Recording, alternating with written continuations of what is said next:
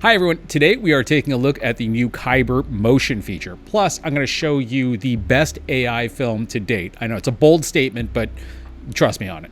We're also going to take a look at a new model that just dropped that I think is going to be pretty important for AI video moving forward.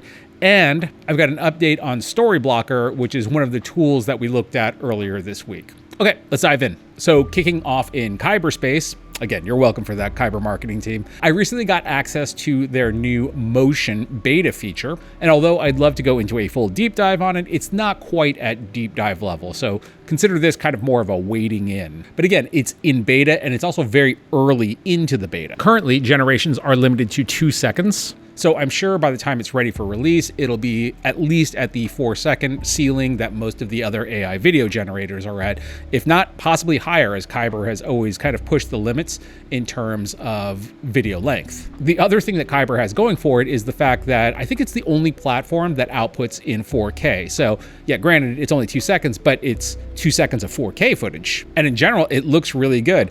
This is from Hobo Lobo over on the Theoretically Discord. Yeah, this looks really pretty fantastic.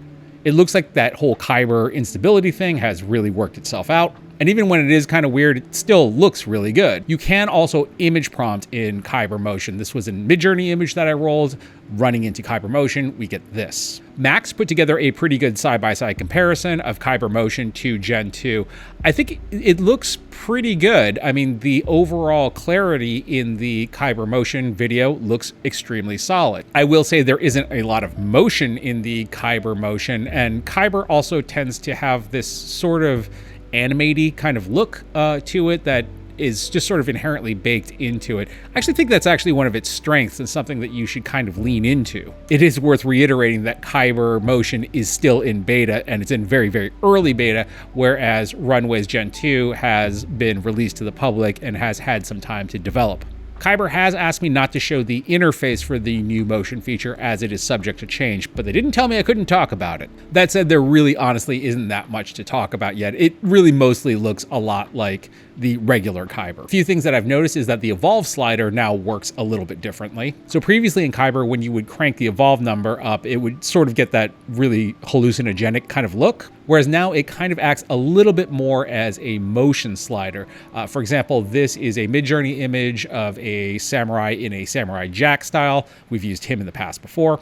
Bringing that into Kaiber Motion and using an evolve setting of 1 gets us this, whereas pulling the evolve up to 4 gives us this. The other thing that's really nice is that the preview frames are actually now animated as well, so it kind of gives you an idea of what your animation is going to look like. Now, I don't know if this is going to be the case when this comes out of beta, but I certainly do hope so, that we'll still be able to sort of generate a preview animation of at least 2 seconds before we hit generate video and, you know, waste credits on a video that goes super sideways. Circling back to that animated look, I always feel that Kaiber's real superpower is using it as a stylization pass. I think its video to video component is pretty remarkable. And again, the fact that you can up-res up to 4K.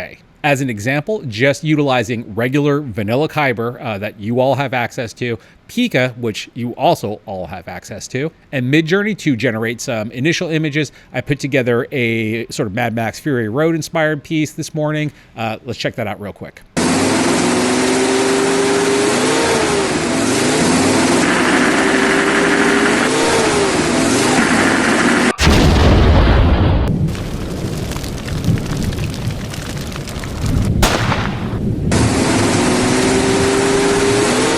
So because I was aiming for more of an animated look, I ended up utilizing Midjourney's Niji mode, which is one that honestly I don't delve into that much, but is pretty cool. It definitely surprises me in terms of its creative output. I took those images and used them as image references in Pika, and then used the transform an existing video function in Kaiber to get an upscaled kind of stylized pass. So that's something you can all experiment with right now. I know I get yelled at a lot when I'm in a beta that you guys don't have access to. I get it, I do get it. I will keep you up to date as the Kaiber beta pushes on. So if you haven't already, please do hit the like and subscribe.